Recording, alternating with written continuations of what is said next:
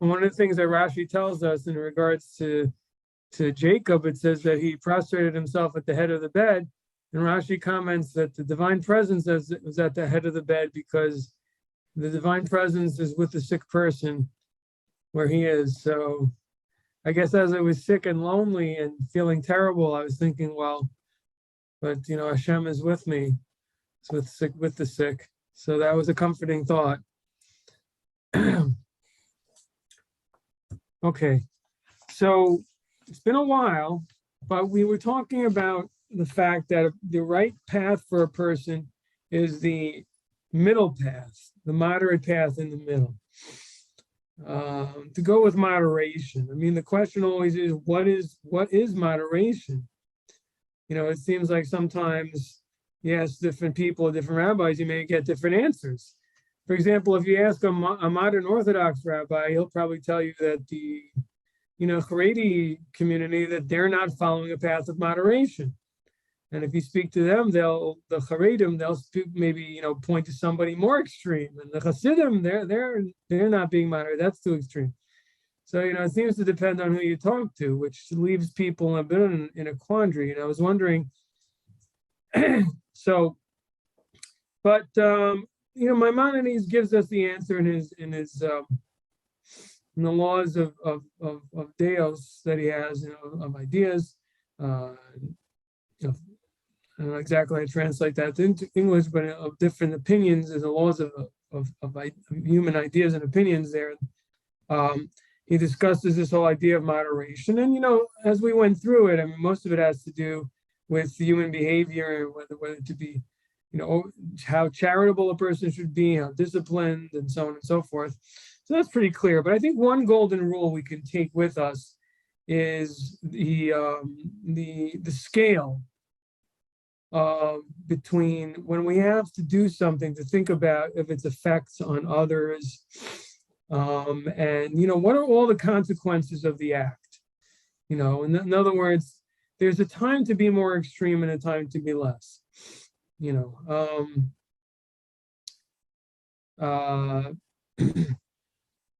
I guess one of the first things that comes to mind is the issue of charity. I think we've talked about it in the past. If someone only has a limited amount for their own family for the Sabbath, or they can give it away to charity. Somebody, there's going to be a certain point where a person has to think about their own family, and that they should not be unhappiness in his own house. And that poor person could knock on the door of someone more wealthy and get the money. So, that's complicated. Again, it seems to be a case by case, but that's definitely something to think about. The person has to be very careful with being charitable outside the home and not being charitable at home. And also spending a lot of time in synagogue, praying and studying, and being neglectful of maybe teaching one's own children or spending time with family. There's also a good example how a person has to be moderate and not go too far, even in good things and in holy things, in terms of, frequenting the synagogue and house of study and so on.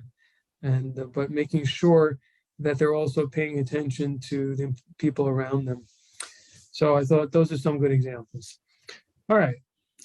So I'm on page 38 of Path of the Righteous Gentile, the bottom paragraph. And he's going to talk about some exceptions to taking the middle road. It says over there, paragraph 9, there are exceptions. When it comes to anger or false pride, one should strive to avoid these destructive traits to the ultimate. Anger is controlled and ultimately eliminated by speaking softly to all people at all times and in all situations. Pride is circumvented by realizing that one is nothing and achieves nothing except for what God bestows as a gift. So simple to say, not so easy to carry out. But anyway, here we have two very, very important exceptions. And it also goes to show how bad and destructive these traits are, that we make an exception and we say, when it comes to these traits, you should eliminate them completely until the end. And that is anger and pride. And I mean, look, some of us may have experienced it, but we all know it, that anger is the most destructive thing. People do the most horrible things out of anger and thoughtlessness and cause terrible destruction, hurt people's feelings, hurt them physically, and often the people close to them, they do this. It's a horrible, horrible trait. And it often comes from the person being very unhappy with themselves, and they just lash out at others. And the critical negativity they feel about themselves, they also see in everybody around them. It's just a horrible, horrible character trait. Also, obviously, it also goes against emunah, goes against faith, because if a person believes that, the situations they're in is all divine providence, then what's the point of being angry? The situation you're in is, at the end of the day, the divine will. You can argue a person could act differently. It is partially their fault. But the fact is, at this moment, this was the divine will at this moment to be in this situation. At least there's some meaning and something valuable there. And there's not a reason to to get to that level of frustration. But anyway, interestingly enough, the Maimonides, which is, again, I think is being quoted here, doesn't give any type of philosophical or thought processes of how to get out of anger as he does with pride. Comes to anger, he just says self-control. That's the answer. Self-control. Don't raise your voice. Don't do it. Don't allow yourself to throw things, or, that's what he's saying. Self-control. That's it. Speak softly, and eventually you'll lose the anger. He doesn't say what I said. Well, there's, you should look at the fact that it's all from God and there's no reason to be upset. He doesn't say that. He just says, just exert self-control. Don't try to figure it out.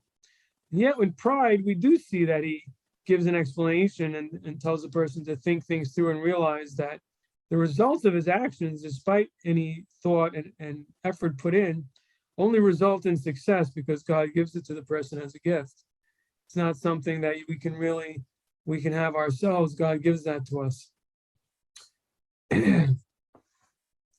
Now, the next example he gives in an exception is actually comes from Chabad thought, and let's try to understand it. Something called Shtus Kedusha, the foolishness of holiness. Let's see what this is about. Another exception to clinging to the middle path is what is called Shtus Kedusha, the foolishness of holiness, which means basically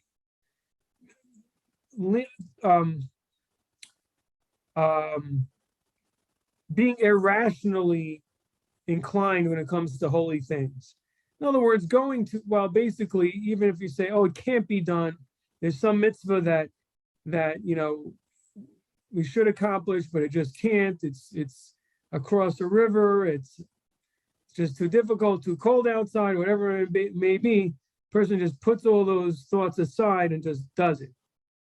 Let's see how he explains it. This means that man, finding himself in a situation of being sunk in the pursuit of physical pleasures, even permissible physical pleasures, must sometimes act in the extreme to counter the situation and eventually achieve moderation. So that's not exactly as I said it, but the way he seems to be explaining it is the person has to go to the extreme away from physical pleasures, I guess, to counter the complacency of person's involvement in physical pleasures and I guess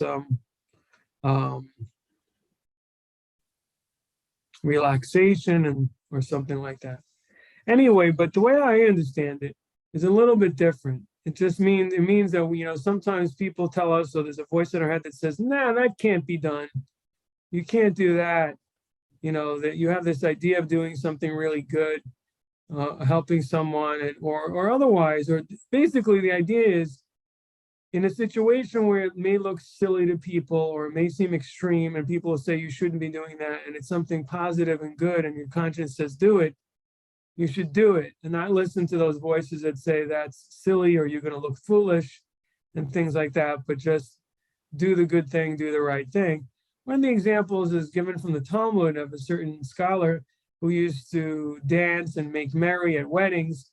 And that was considered something the foolishness of holiness, even though he was a well-known rabbi. He didn't hesitate to act in a comedic fashion and weddings in order to make merry at a wedding, which was a tremendous mitzvah. So there's an example of holiness, of the foolishness or irrationality when it comes to something holy that we should engage in. Okay.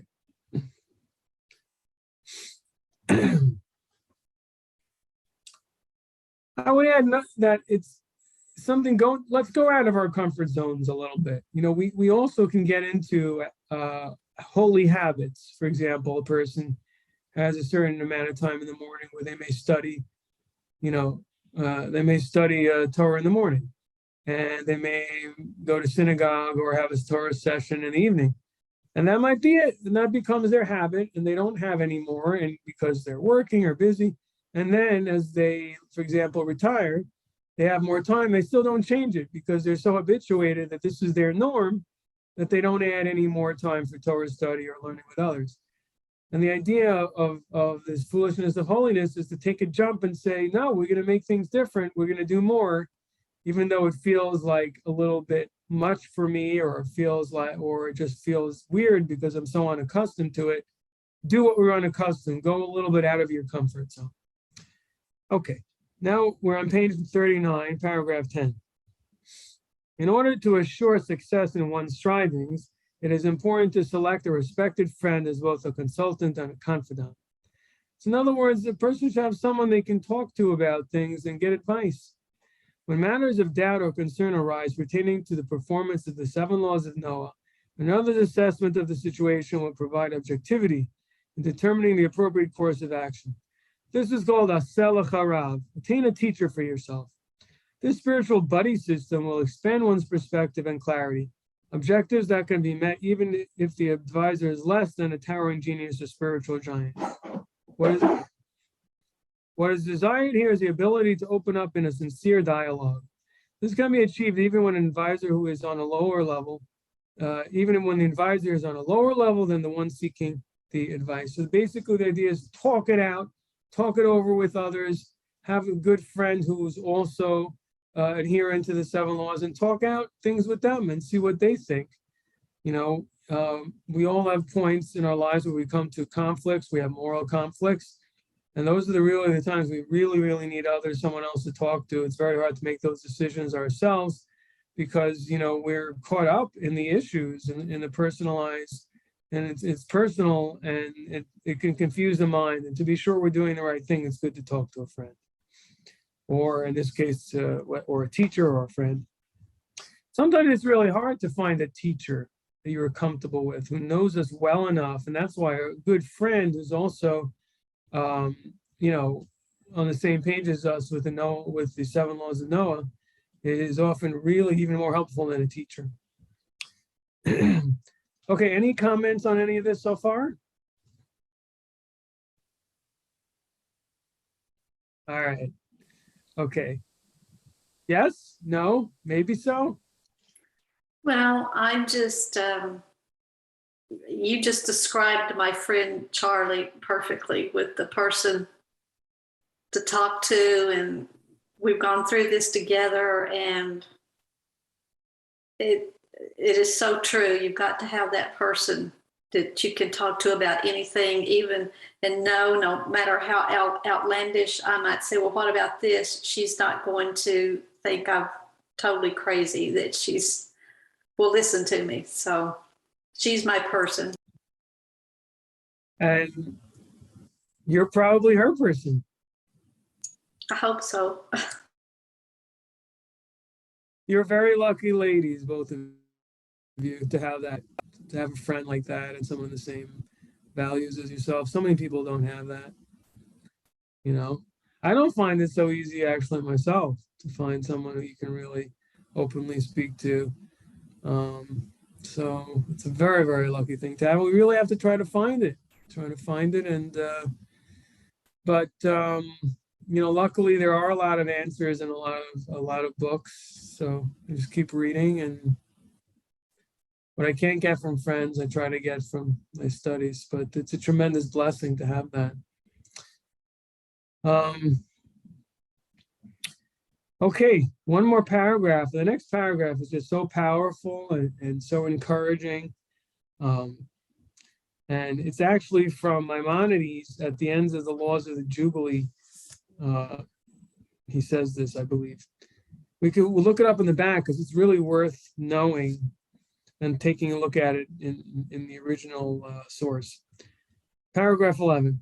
Every person on the earth whose spirit is humble and who differentiates between good and evil in order to be able to stand before God, to serve him and know him, and walk upright in his path, removing the yoke of the scheming and calculating with which most people conduct their lives, sanctifies the Holy of Holies, or is sanctified as like the Holy of Holies. God will be this person's portion and inheritance in this world and the world to come forever and ever. And he will merit success in all his material efforts in this world. As it is written, seek the Lord while he may be found, call upon him when he is near. Isaiah 55. So the door is open to everyone to seek to do what's right, to contemplate on God's wisdom and greatness, and come close to him. So this is the end of chapter 3. So if you look in the back of the book, it says Mishnah Torah, Laws of the Sabbatical and Jubilee Years, chapters 13, Law 13. I believe this is the one. So powerful words from Maimonides. Every person whose spirit is humble and differentiates between good and evil in order to be able to stand before God, to serve him and know him, and walk upright in his path, removing the yoke of the scheming and calculating, sanctifies, I think it's actually is sanctified like the Holy of Holies, but you can check it out. Powerful words there. I want to share with you a little idea from this week's parsha. I think it's this week's parsha. I've been out of synagogue for so long. I may have gotten it wrong, but I don't think so. Anyway, this week is the parsha Mishpatim, the civic parsha chapter on the different civil laws of the Torah given by God to Moses. And not until that's complete do we start talking about the laws of the Tabernacle later on, next to follow the weeks after that. And I think there's a tremendous lesson there. You know, first, we talked about, obviously, the big ones, the 10 Commandments, which were an equal mix of how to behave in terms of our relationship with God and how to behave in terms of our relationship with man and our family and so on, and our neighbors. And but yet, as we get into more details, we really delve in deeply into the nitty-gritty of everyday life and money matters and servants and lending money and so on and so forth before we can get to the temple. So before we can get to the temple, we have to treat each other fairly and correctly and morally and really care about those things. We can often, I think, a religious person can, if not careful, can get lost in the spiritual and can get lost in, thinking about God and prayer and things like that and forget about things like balancing their checkbook, making sure they don't bounce a check to somebody, or making sure they pay back a loan that they took and things like that.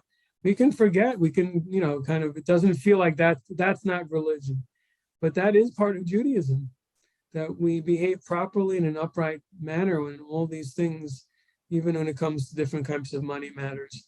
And evidently, this is something that God and Moses was given to Moses to declare to the people before we get to the temple. So, important point. All right. Any questions on this so far before we move on to our next World of the Ger adventure? Okay.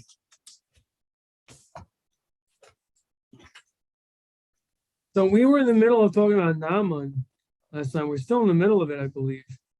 So we got to try to finish it today.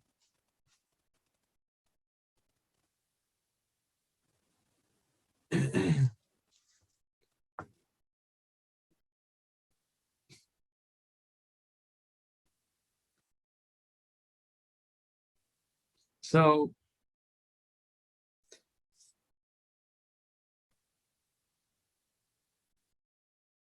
we were on page 82, I think. I think we did the paragraph saying Elisha wants no material reward for his righteousness.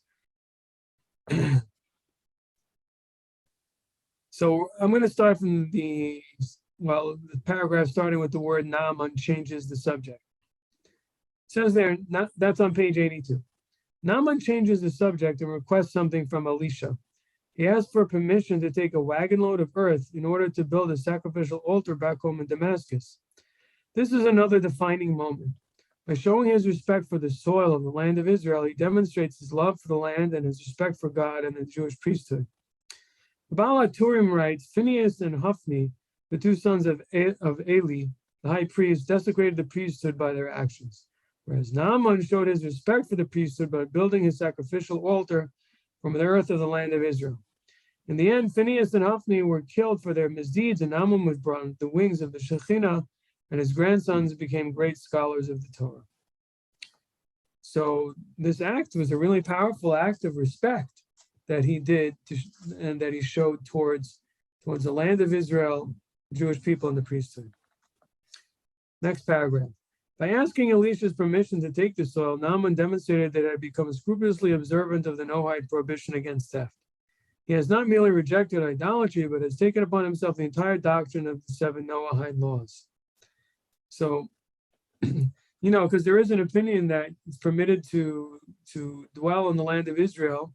Rashi brings it in the Chumash, as long as the non-Jew doesn't engage in idolatry. So he's explaining to us now, the author, that Naaman embraces all the 7, and that's why not only idolatry does he reject, but theft as well. And now Naaman brings to Elisha a problem he must face. It is a problem that every Noahide ger must deal with in some form or another. Sooner or later, the Noahide will return home to live among idol worshippers. These are his people. He loves them and must remain at peace with them.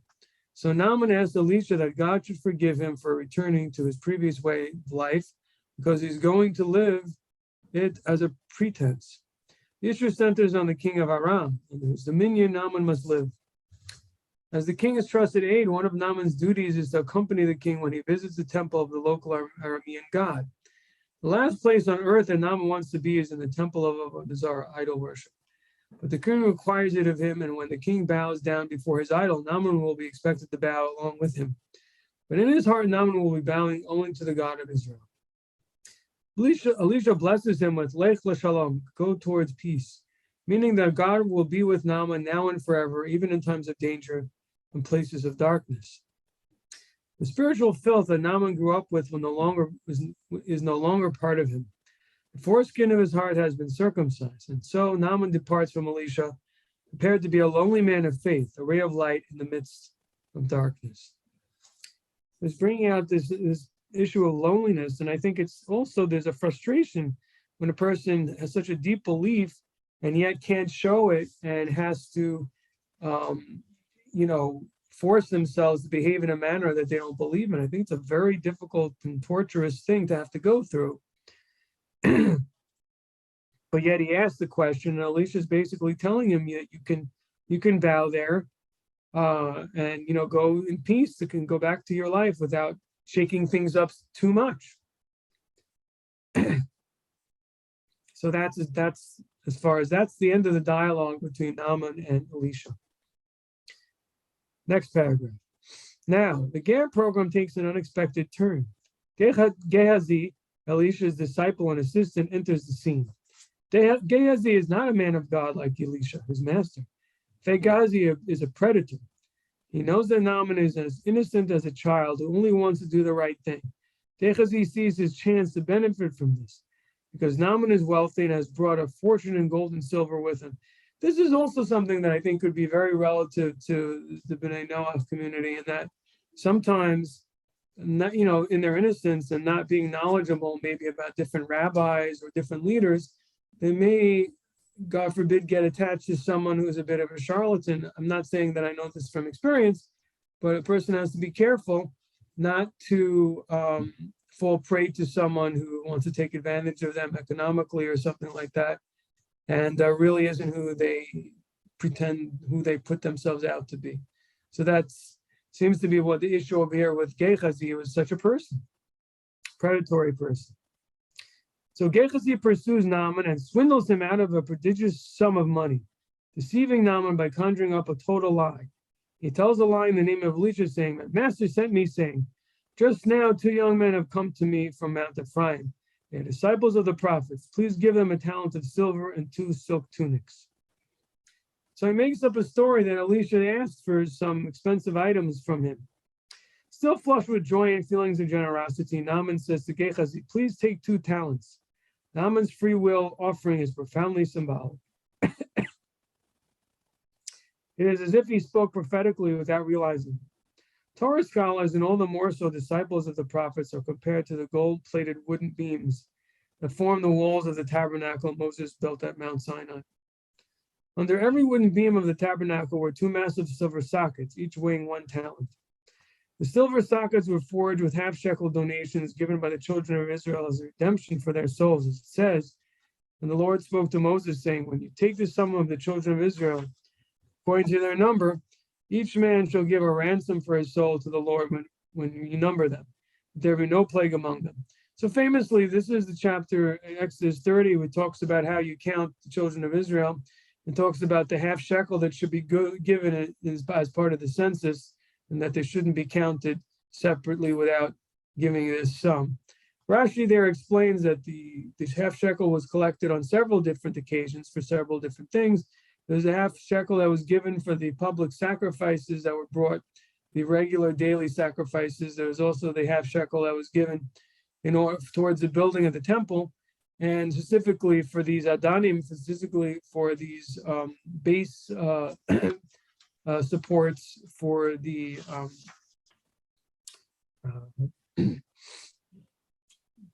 the beams of the tabernacle.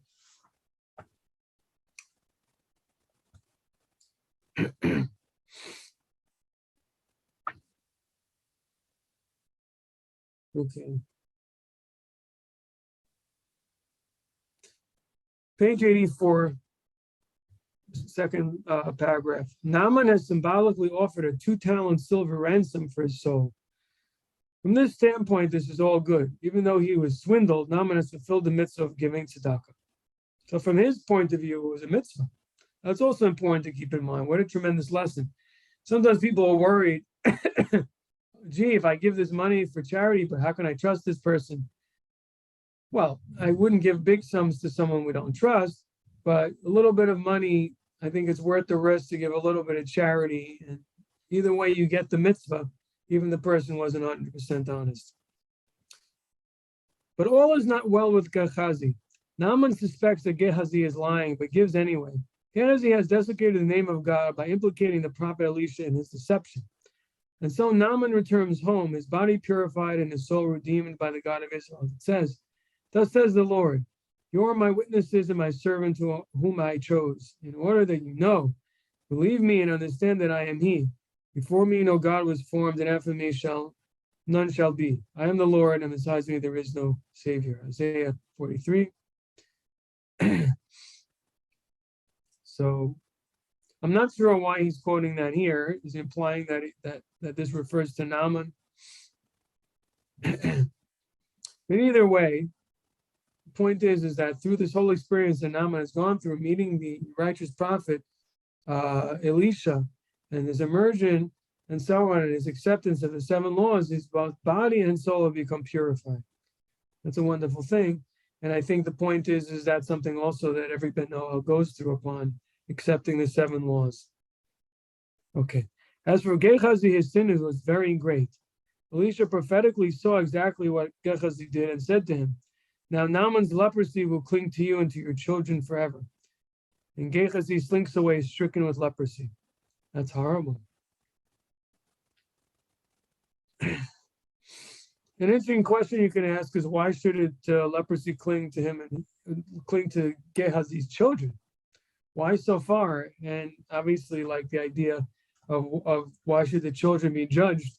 for his sin, unless you say that they follow in his father's ways. And we're talking about a case in which the children follow in the father's ways. But the question remains. Okay, next paragraph. The Mishnah tells us that Gehazi was one of the 4 commoners who were punished by losing their share in the eternal world. The 4 are Balaam, Doeg, Achitophel, and Gehazi.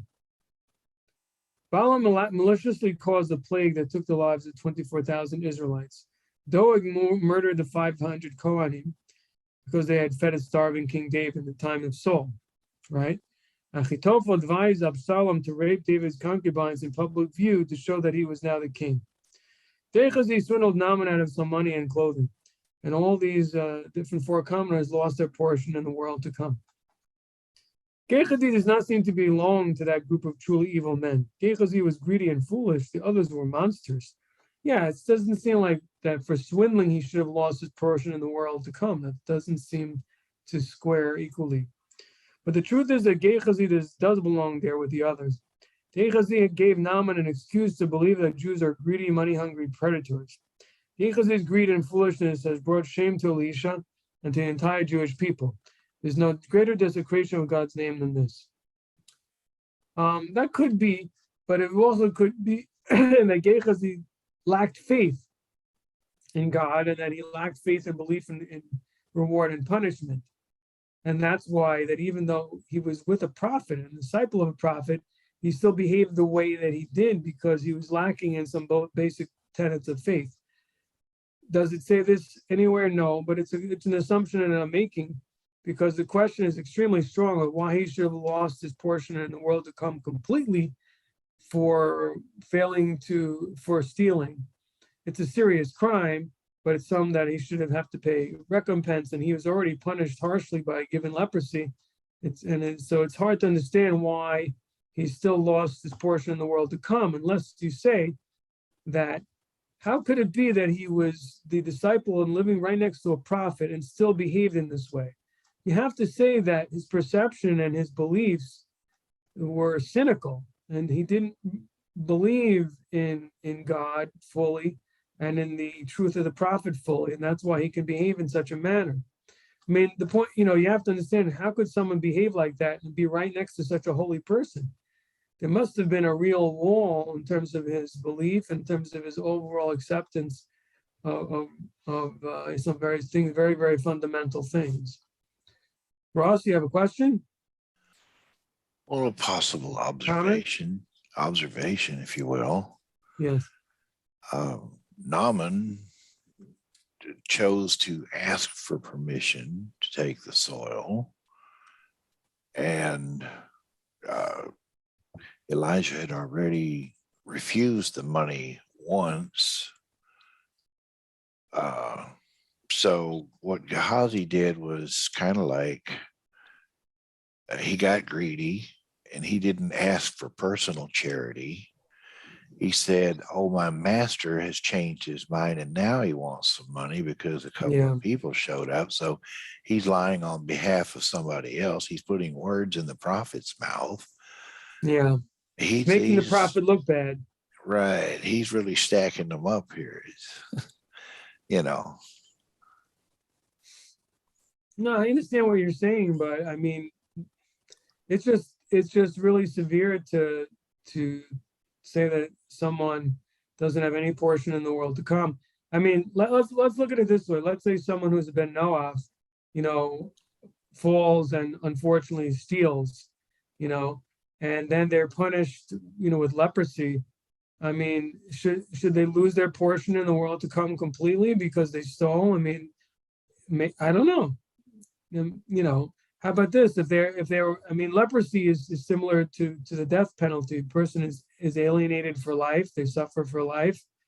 It has similarities to leprosy. And in fact, I think Rashi mentions that when the verse, it says that God tells Moses that all the people who sought your life are dead. Rashi says this is referring to Dasan and Aviram, who got leprosy or something, and therefore they're no longer a threat. So we see there's a comparison of death with leprosy. So I don't know. I'm just asking as a question. I don't really I don't have a clear answer, but this is what the Mishnah tells us, that he lost his portion from the world to come. Extremely serious, extremely severe. I personally believe it has something to do with his close proximity to Elisha, and yet his failure to learn from his ways. This shows a very, very deep problem with Gehazi. Let's see for the last paragraph, and then we'll take more questions. That's on page 85. Gehazi serves as a warning for future generations. Be careful with the ger. God loves the ger, and therefore so should you. As it says, love the ger, for you were gerim in the land of Egypt. The ger is Naaman, a foreigner who sojourned among Israelites like the Israelites sojourned among the Egyptians. And when he returned home, he became a righteous Gentile, a ger among idolatrous Arameans. So he's also telling us the reason for the seriousness is because, the bad example and the bad impression and bad taste and abuse that he gave to a ger, Naaman, is also the reason why his punishment was so serious and so severe. Questions, comments? We're going to finish early tonight. Anyway, I don't want to cut. Let's hear everyone's comments, but I'm going to stop here because we're finished the Path of the Righteous Gentile tonight. That's a tremendous accomplishment. I think we read it from cover to cover, just a little out of order. And we finished the section on Naaman, except let me get quiet. Ross, you had some other question or comment you want to make? Please go ahead. Well, one other observation, and then it was the situation where Miriam had spoken up said something apparently unpleasant against Moses. She was stricken with leprosy for a week, placed outside the camp. So again, you said it was equated with death. Well, she had to be put outside of the camp. Yes, but it's not like it was a loss of the position in the world to come with her. You just have to look, I guess, at Gehazi and say that it was multiple layer type situation. She just made an off the cuff remark. Right. I think also, as he says, that this was a tremendous desecration of God's name that he did, because he's representing the prophet. He represented the prophet as some type of swindler, because he had the idea that Elisha should first say no and then change his mind, just made a very bad impression. It seems to imply that some kind of double thinking, or he decided that he did want to take some money. It just looked really bad. And so that was a desecration of God's name, and made the prophet who represented God also looked somehow scheming. And that was really a really bad thing. Okay, anyone else have any comments on any of this?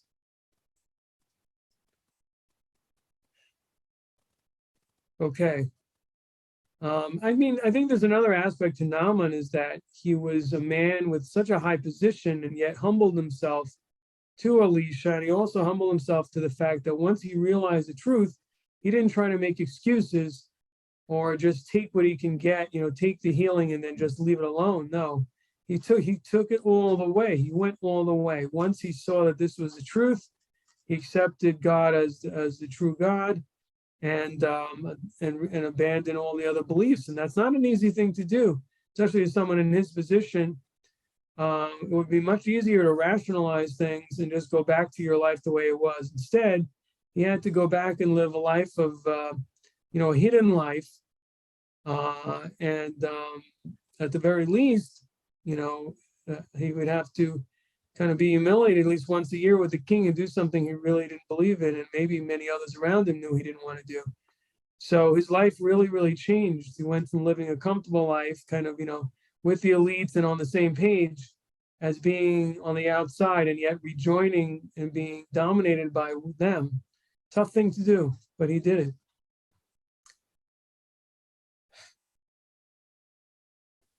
It's not easy to be in exile to be among a majority of people who don't think as you do, and to have to stand out and have to be the nonconformist.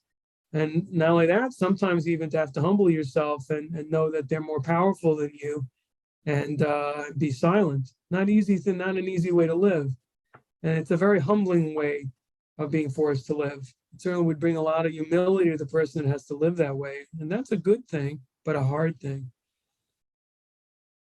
All right.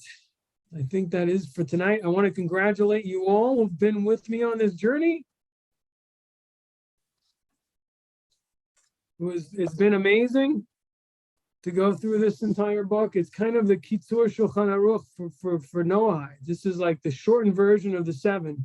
It gives you, it really does. I mean, the differences of opinion, whether everything he says there is binding, a lot of it is from Maimonides, but I think it's a great GPS for the Ben Noah.